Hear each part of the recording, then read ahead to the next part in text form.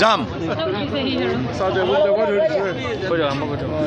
আজি অসমৰ মাননীয় মুখ্যমন্ত্ৰী ডক্টৰ হিমন্ত বিশ্ব শৰ্মাদেৱে তথা আমাৰ ৰাজ্যিক সভাপতি দিলীপ শইকীয়াদেৱে ইতিমধ্যে গুৱাহাটীত আৰম্ভ কৰিছে ভাৰতীয় জনতা পাৰ্টিৰ প্ৰচাৰ অভিযান দেৱাল লিখনেৰে।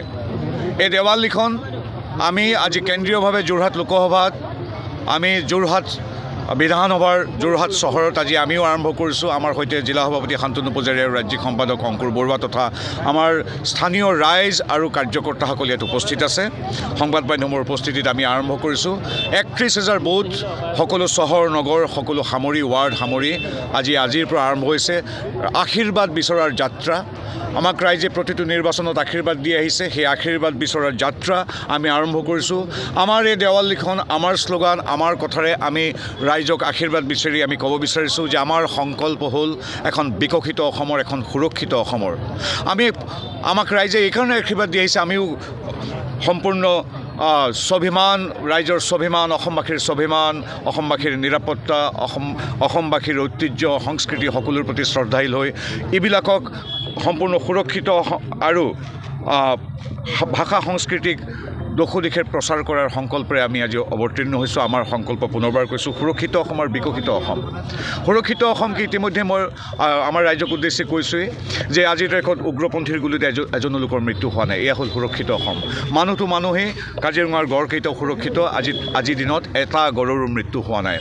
আজিৰ তাৰিখত আমাৰ যি বনাঞ্চল চৰকাৰী ভূমি সত্ৰ নামঘৰ খিলঞ্জীয়া মানুহৰ গাঁও আজি যিদৰে অচিনাকি লোকে বেদখল কৰি আহিছিল, সেই মানুহক আজি উচ্ছেদ কৰি দিয়া হৈছে। 1,46,000 বিঘা মাটি আজি উচ্ছেদ কৰা হৈছে।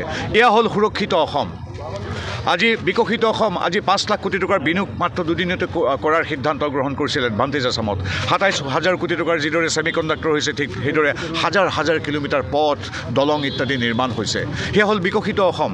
আজি এয়া আমাৰ ভাষ্য নহয়, অৰ্থনীতিৰ ক্ষেত্ৰত সৰ্বোচ্চ সংস্থা ৰিজাৰ্ভ বেংক অফ ইণ্ডিয়াই ইতিমধ্যে গৱেষণালব্ধ তেওঁলোকৰ গৱেষণাৰ এক ফলৰূপে ইতিমধ্যে ভাৰতবাসীক জনাইছে যে ভাৰতৰ 28খন ৰাজ্য আৰু 8খন কেন্দ্ৰীয় শাসিত প্ৰদেশৰ ভিতৰত শীৰ্ষত আছে আমাৰ উন্নয়নৰ অৰ্থনৈতিক উন্নয়নৰ দিশৰ পৰা অসম।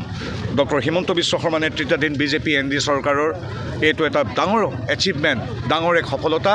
ভাৰতৰ কিমান উন্নত, মহাৰাষ্ট্ৰৰ পৰা গুজৰাটলৈকে, তামিলনাডুৰ পৰা কৰ্ণাটকালৈকে এই উন্নত ৰাজ্যসমূহৰ লগত আজি ফেৰ মাৰি অসম শীৰ্ষত আছে অৰ্থনৈতিক বিকাশৰ ক্ষেত্ৰত। এয়া আমাৰ কথা নহয়, ৰিজাৰ্ভ বেংক অফ ইণ্ডিয়াৰ কথা।